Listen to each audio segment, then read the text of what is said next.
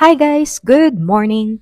This is my third day here in Jeju. Today is January 2, 2026. Outfit check! And suddenly, when I go out in my hotel, the weather surprised me. And this was my first snowfall experience. Wow! My inner child is so happy. My first snow! This is my first snow experience!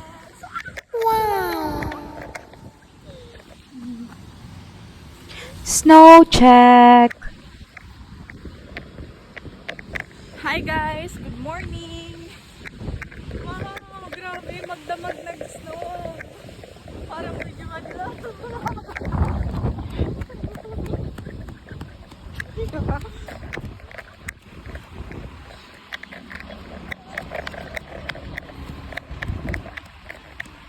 Ang lakas ng snow dito sa Jeju downtown, parang bagyo.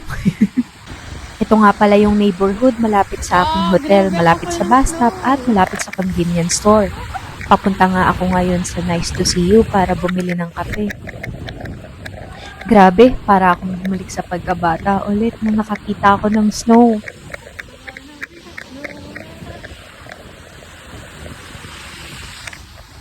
Pangarap ko lang kasi to nung bata ako. Pangarap kong makakita ng snow. At hindi ko akalain na matutupad ko to ngayong 35th birthday ko. Thank you, Lord! Galing na nga pala ako dito sa Jeju nung November and it was autumn. At ngayong winter, tinry ko naman na mag-solo travel. Pa-birthday ko na nga din ito sa sarili ko. Thank you, Lord, for the gift of life. Punta muna ako ngayon sa CU. Bibili tayo ng coffee. Ang lamig, haha. Coffee is life! Ganito ata talaga pag trentahin na, haha. Happy travel, guys!